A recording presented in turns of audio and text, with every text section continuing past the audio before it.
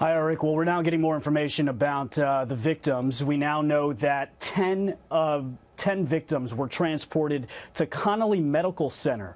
They were transported there by ambulance. This hospital is 18 minutes southwest of Sutherland Springs. The hospital says that they had to airlift one victim that arrived at that hospital to a hospital in San Antonio. We've called other hospitals, but we do know that Connolly Medical Center is a level 4 trauma hospital. Level 4 is actually limited. Level 1 trauma hospital would be the hospital that could deal with the most severe of injuries. We know that Connolly Hospital Medical Center is the closest hospital to that Baptist church, so it would make sense that many of the victims who could be transported by ambulance would go there. But in terms of the most severe of wounds, we know that the better hospitals to deal with that are two hospitals in San Antonio. That would be the San Antonio Military Center, that is actually described as the Army's premier medical institution. We know that they are a level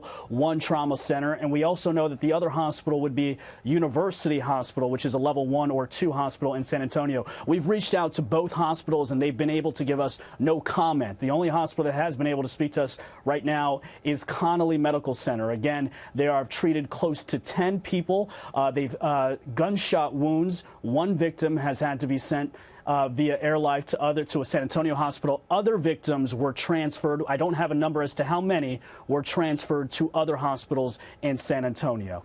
That is the latest that we have in terms of how the situation right now. We know that those victims that arrived at Connolly Medical Center arrived at just after noon time. We know that the shooting took place at about 11:30. You know, you have to understand, you look at that church, it's a rather small building, and as was noted earlier, the people in this type of situation, horrible to say they're just targets.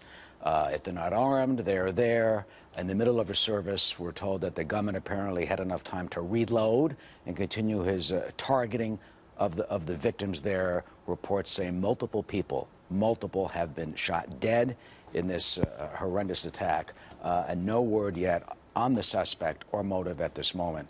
Certainly just another case of the sad, tragic news that we've had to endure as Americans.